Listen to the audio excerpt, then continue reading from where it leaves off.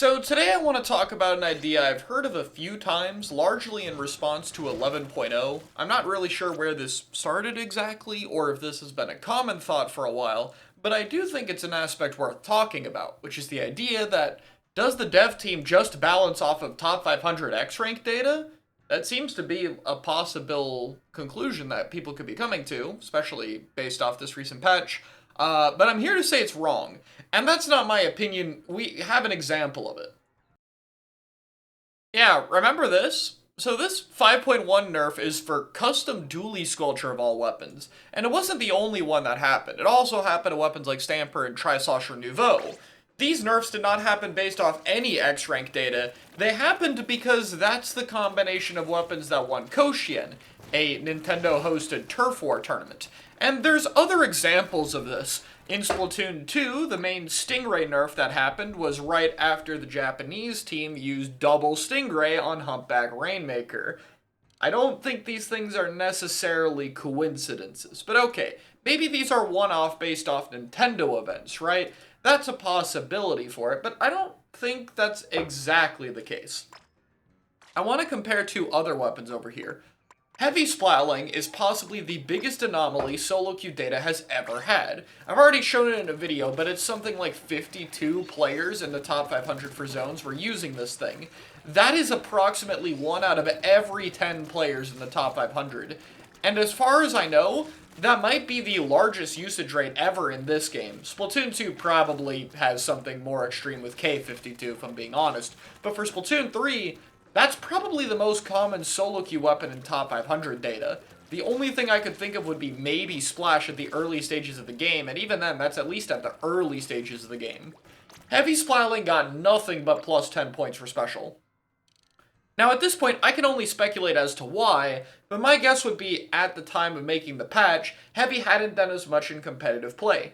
Heavy has won 2 area cups, but one of them is extremely recent. Recent enough to where Nintendo might not know about it, and I'll get to the idea if they know about these tournaments in the first place. What I'd like to compare with in this case would be Squeezer. Squeezer, while overtuned in solo queue, was also getting insane results in competitive play and got hit with much harsher changes when that started really getting out of hand. It was when both data points were large when this change happened. Obviously, this is getting a bit speculative. I can look at some tournaments and go, yeah, here's an extreme case of weapons being used in a way they weren't in solo queue, so they're clearly aware of it. But when it comes to stuff like what I just talked about, it seems a little bit more speculative. So, here's the question I want to propose. Is Nintendo aware of our tournaments? And, I think, why wouldn't they be? Not only do they host plenty of their own tournaments, both in Japan and outside of it, but it's still like an ongoing thing. The Splatoon 3 North American League happened, and in that North American League, Shiny hit a very random Mako Mart clip where they stood on top of the Clam Blitz basket with pencil and was able to get some shots on people. In the following patch, that was removed from the game. That's been in the game since launch Splatoon 3. I think the dev team is paying somewhat attention as to what's going on here, if that got fixed coincidentally after it was shown off right in front of Nintendo. And in general, though, outside of the whole licensing system that tournaments have to go through, including ones like Area Cup, I just don't really think Nintendo would really not be aware of competitive play for the game, especially competitive play in Japan. This is something that they get involved with, that they run their own events for, and that I can't see them not looking at when balancing the game. I think it's totally fair to say that these events hold a lower weight than top 500 solo queue data. I do think that X-rank data is the main thing they're balancing around. But in general, I think the old interview from 6 months ago kind of gets my idea of what their mindset might be like when they talked about not doing drastic changes in the first 6 months of the game because things were new. I think that mindset has never really left the dev team. So when things like VAC96 are picking up popularity or Blaster or whatever it might be, I think they're going to be hesitant to nerf it because they want to wait and make sure that this development is stable before they start changing things.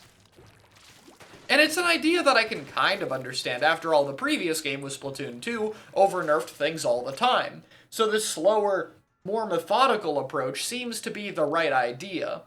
Though the compromise I would personally like to suggest is maybe at least we should put in a little bit of a safety measure when things start to get underhand, like out of hand, not underhand. I don't know what I'm saying. So like VAC 96 is a good example. It's picking up extreme popularity. It's extremely good in competitive play. But hey, maybe it could change. So like, just do 10 points for special. That might be a good idea to at least put something in place, to at least make it a little bit harder, but do a change that's clearly not going to stop developments if it's continuing to see competitive use at this level. One more thing I want to talk about here. I think there's also other levels of play that people don't look at when they talk about balance decisions. Sometimes I think they do changes that aren't tied to what's being super successful at all. Sometimes they are, but I think there are exceptions. For example, I want to talk about Sploosh-O-Matic. Sploosh-O-Matic, and we could also throw Inkbrush Nuvo in this category, but I think Sploosh is the larger offender here, got a random plus 10 points for special. Now, there's 3 explanations you could put in for this. The first one would be they want to tone back overall special spam, which, yeah, I think is possible, but I'm not sure that's the full reason. The second one is that this is a larger trend of stamp weapons getting higher points for special, which lines up with other options like Mini, Luna Blaster, and Inkbrush, which could also be the case. But I'd like to propose a third option here. Sploosh might have gotten nerfed because of its effect on more lower level play. Since the Ultra Stamp buff, Sploosh is probably a bit of a menace at lower ranks, and I don't think people are truly realizing that. Stamp Throw in environments where people are even less bad at tracking and moving out of the way was probably disgusting at that level of play. Guess which weapon gets the most Ultra Stamps, has the ability to run it down the most, and probably has the most lenient shots? It's Sploosh. So while Sploosh might seem like a very random target if you're looking just at the upper end of play, if you're looking at all levels of play, there's definitely a good possibility that this might be an anomaly at other levels of play, being exceptionally overtuned for lower levels. Of course, I can't back this up, but I can obviously imagine that Nintendo has access to this data. So maybe it's a combination of all the reasons, but I do think it's there.